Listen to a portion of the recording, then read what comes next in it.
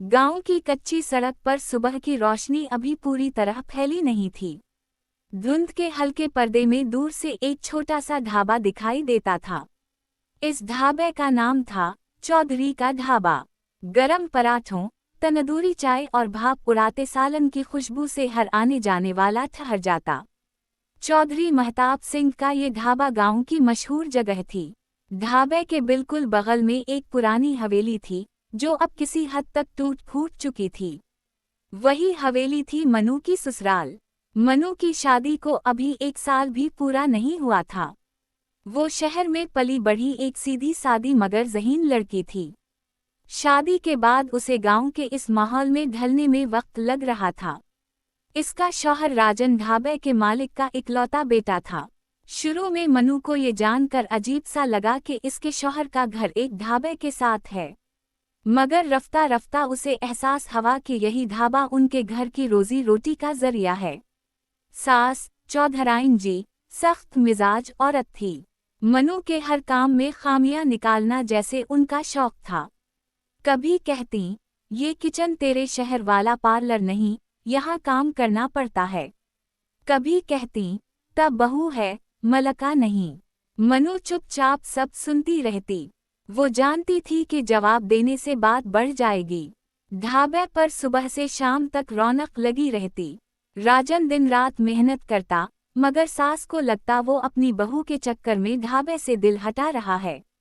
एक दिन चौधराइन जी ने मनु से कहा, सुनो बहू, आज से तुम ढाबे में काम करोगी। घर बैठकर आराम करने के दिन गए। मनु हैरान रह गई, मैं ढाबे पर? मगर अम्मा जी, मैंने तो कभी ग्राहकों के सामने काम नहीं किया।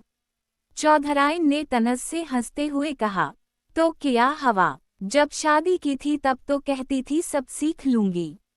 लो अब मौका है सीखने का। मनु के दिल में झिझक थी, मगर उसने हाँ कर दी। अगले दिन वो साड़ी का पल्लू सर पर रखकर ढाबे पर जा पहुंची। ग्राहकों ने चौंक कर देखा। राजन भी हैरान हुआ, मगर माँ के हुक्म के आगे वो कुछ ना बोल सका।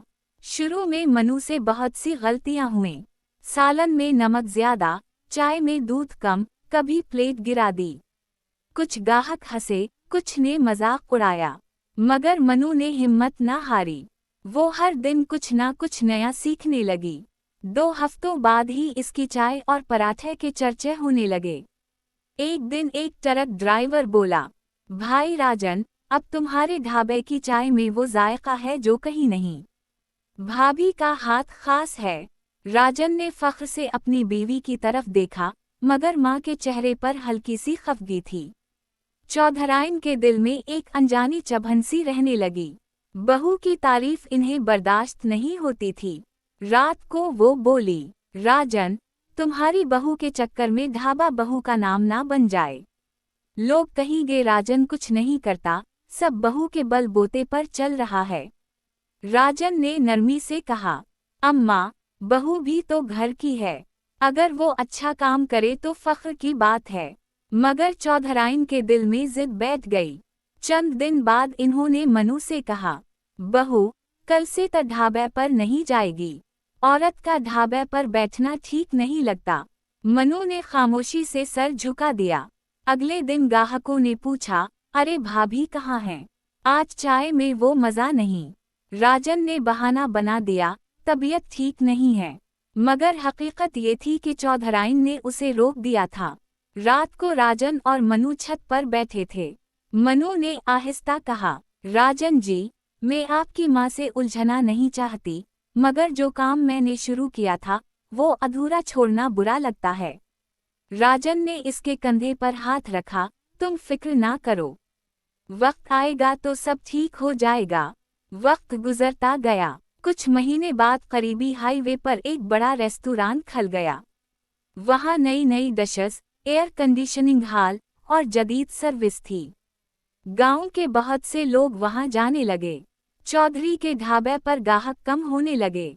चौधराइन परेशान हो गईं, राजन, कुछ करना पड़ेगा, वरना हमारा धंधा बैठ जाएगा। राजन सोच में पड़ गया। तभी मनु ने कहा, अगर इजाजत हो तो मैं कुछ नया आजमा सकती हूँ। चौधराइन ने तनज से कहा, अब बहू बताएगी कारोबार कैसे चलाना है। राजन ने नरमी से कहा, अम्मा, उसे मौका देते हैं। मनु ने अगले दिन सुबह से तैयारी शुरू कर दी। इसने ढाबे का कोना साफ करके वहां छोटा सा काउंटर बनाया, जिस पर लिखा, घर की बहू का खास खाना, देसी जायका। मनु ने मक्खन वाले पराठे, हल्दी दूध और गुड़ वाली चाय मुतारफ करवाई। वो खुद हाथ से पकवान बनाती, मुस्कुराती और ग्राहकों से बात करती।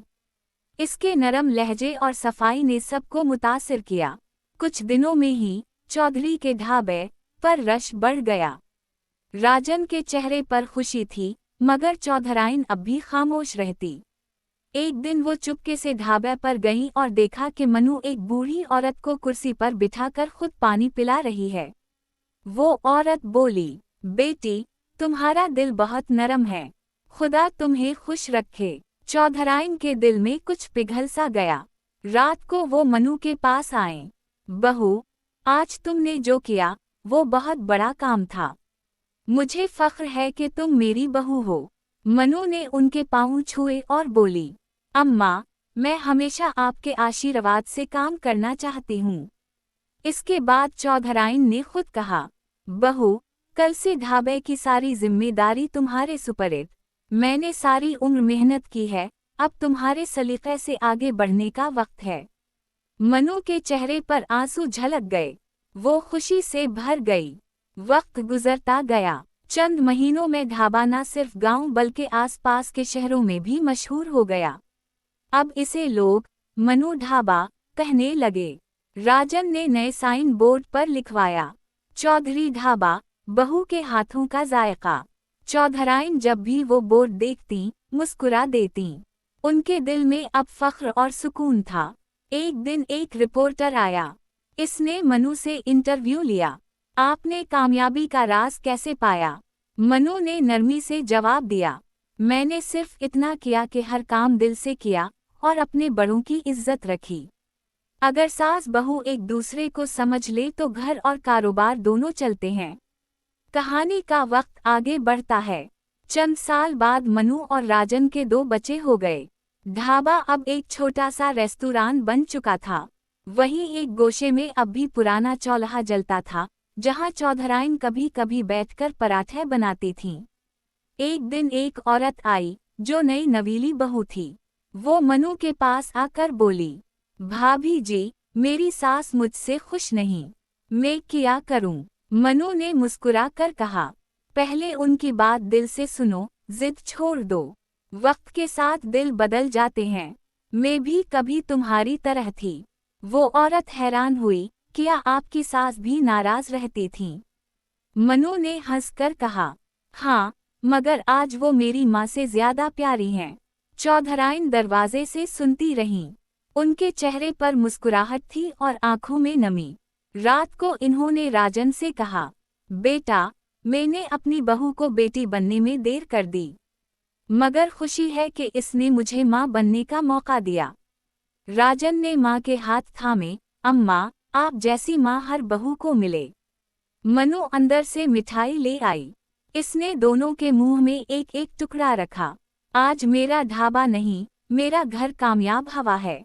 सब हंस पड़े। अब वो ढाबा न सिर्फ खाने के लिए, बल्कि मोहब्बत, समझदारी और रिश्तों की मिठास के लिए भी मशहूर हो गया था। दूर दूर से लोग आते, खाना खाते और कहते, ये सिर्फ ढाबा नहीं, ये एक कहानी है, सास बहू के रिश्ते की कहानी। मनु मुस्कुराती, हाँ, ढाबे के बगल में ससुराल और ससुराल के दिल में मोहब्बत।